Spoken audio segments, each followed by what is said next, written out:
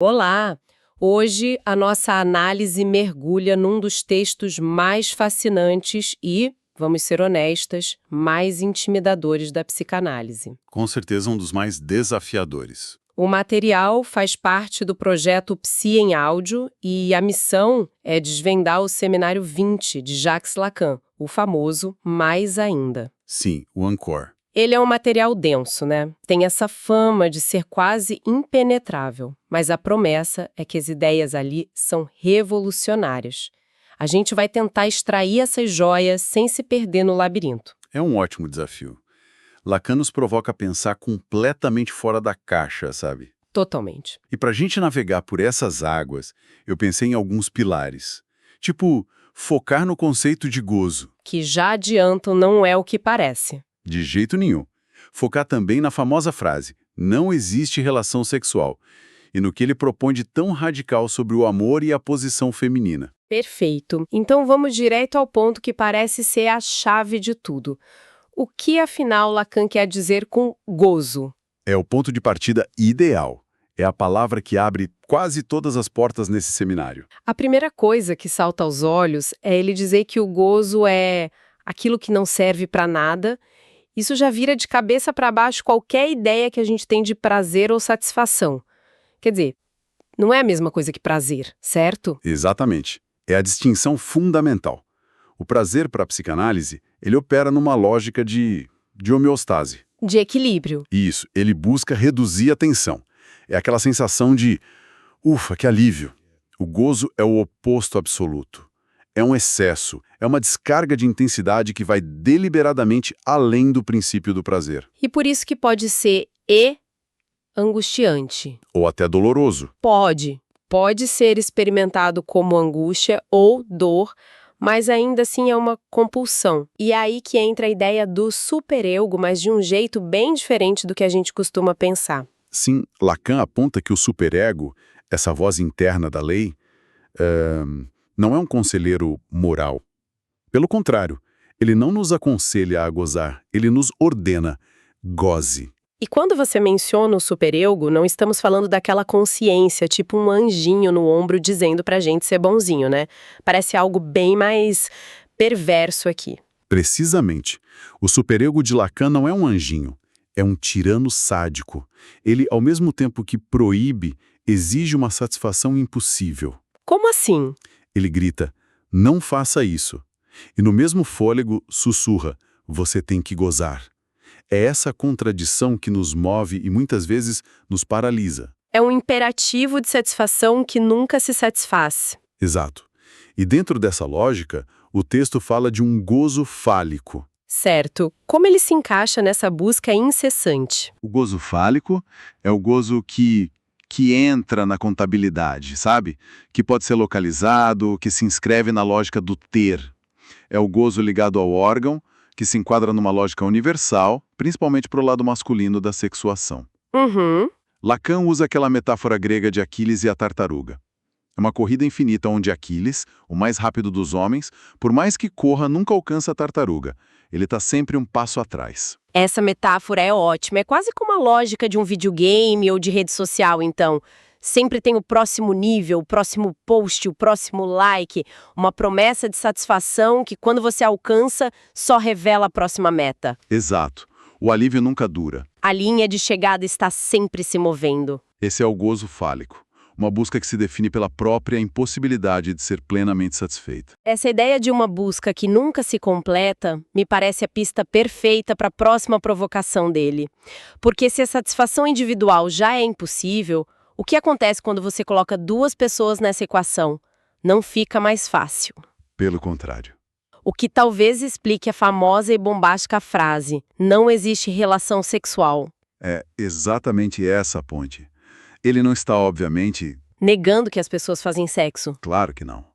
O que ele afirma de forma categórica é que não existe uma fórmula, uma complementariedade perfeita ou uma harmonia pré-estabelecida entre os sexos.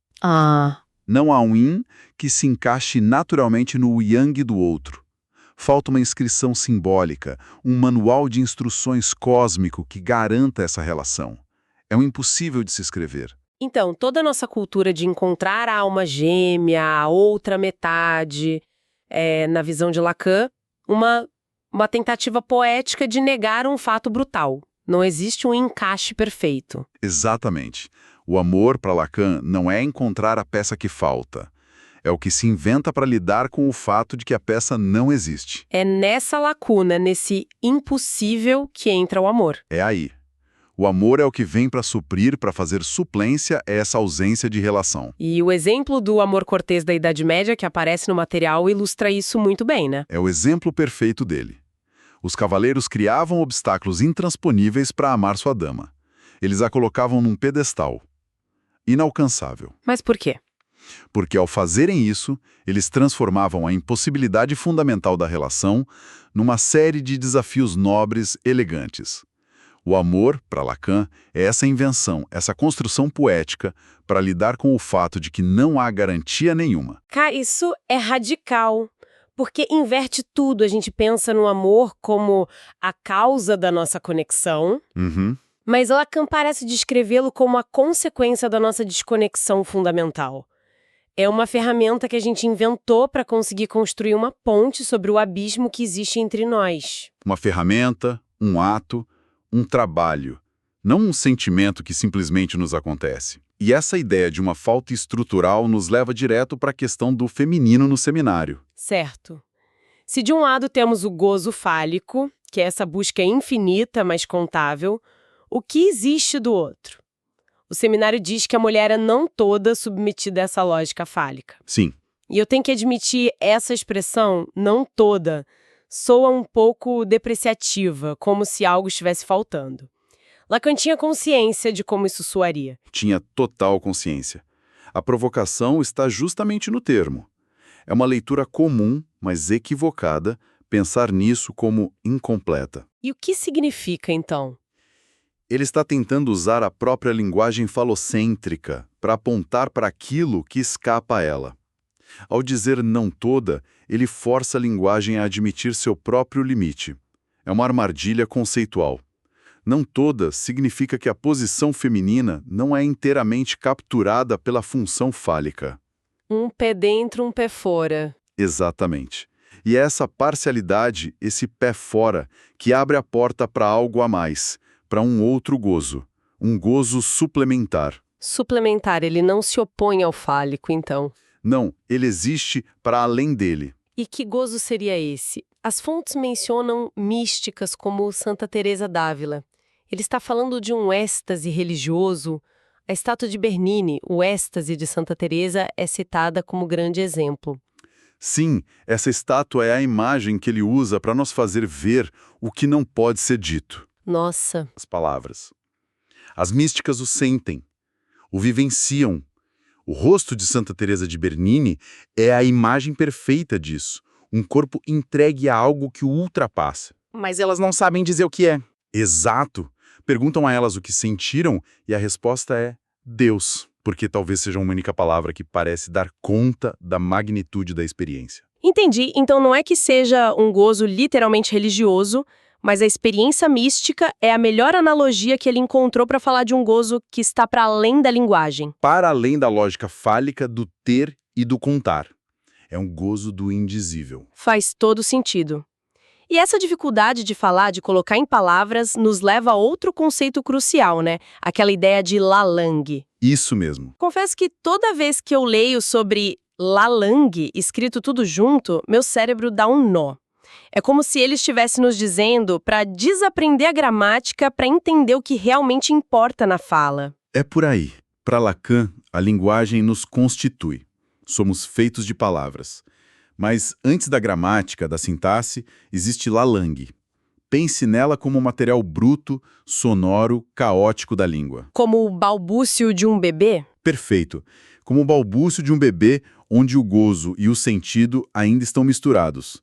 É a língua como ela nos afeta no corpo antes de virar um instrumento de comunicação. E o inconsciente aparece aí. Exatamente. O inconsciente não se manifesta na frase correta, mas no equívoco, no trocadilho, no ato falho. É nessas frestas que Lalang aparece. O outro gozo é indizível porque ele pertence a esse registro, que a linguagem comum não consegue capturar. Nossa, isso é muito profundo. E para quem está ouvindo e curtindo essa viagem, aproveita para curtir o conteúdo, ajuda muito a gente a continuar trazendo essas análises. É isso aí. E para amarrar tudo isso visualmente, ele nos deixa com aquela imagem quase matemática no final, o nó borromeano. Parece a forma que ele encontrou para fechar o sistema, não é? Exato. É um modelo que Lacan desenvolve mais para o final do ensino dele, para pensar a estrutura do sujeito. Pense nele como o diagrama final da condição humana para Lacan. E o que são os anéis? São 3 anéis. O real, que é o impossível de simbolizar, o trauma, o gozo que não se nomeia, o simbólico, que é a linguagem, as leis, a cultura, e o imaginário, que é a imagem, o eu, a relação com o outro. E a propriedade do nó é que eles estão amarrados de um jeito que, se você cortar um, os outros 2 se soltam. Nenhum é mais importante. Precisamente. Não há hierarquia. É a forma dele de mostrar como essas 3 dimensões são inseparáveis e nos estruturam. E o gozo? O gozo é o que circula e se articula nesse nó. É o que dá atenção. É a substância, a matéria, que dá consistência e tensiona essas 3 cordas que nos compõem. Talvez seja tema para outra análise inteira, mas o essencial é entender que somos feitos desse entrelaçamento. Ok, vamos tentar organizar o percurso. A gente partiu do gozo como um imperativo de excesso, que é diferente do prazer. Vimos que a consequência disso é que não há uma harmonia natural, uma relação sexual escrita nas estrelas. O que nos levou ao amor, que é a invenção humana para lidar com essa falta. Exato. Depois exploramos a ideia de um outro gozo, suplementar, que escapa à lógica fálica e que é não todo. Ilustrado pela experiência mística e sua dificuldade de ser posta em palavras. O que nos levou a Lalang. Perfeito. E, por fim, tudo isso amarrado pelo nó borromiano, a estrutura do real, simbólico e imaginário. É uma ótima síntese. O ponto central de mais ainda é que sempre há algo a mais, um resto que escapa à lógica e à linguagem. Lacan tenta formalizar, com matemática, topologia, justamente aquilo que, por definição, está para além de qualquer formalização completa. É um convite a pensar no que excede. No que insiste para além do que pode ser dito. Ele nos mostra que a busca por completude é em si uma ilusão, e que é naquilo que falta, naquilo que escapa, que reside o motor do nosso desejo. É uma obra que, em vez de dar respostas, parece projetada para abrir mais perguntas e deixar a gente com um certo desconforto produtivo. Sim. E ele mesmo parece terminar o seminário com uma provocação nesse sentido, deixando uma reflexão no ar. Sim, ele encerra de uma forma bem enigmática. Ele questiona se continuará o seminário no ano seguinte e então solta a frase: saber o que o parceiro vai fazer não é prova de amor. Uau! E que provocação final seria essa para quem nos ouve? Se o amor não é sobre conhecer, prever ou controlar o outro, não é sobre ter um mapa completo do ser dele, mas sim sobre se deparar constantemente com o que há nele de mais indecifrável, de mais outro.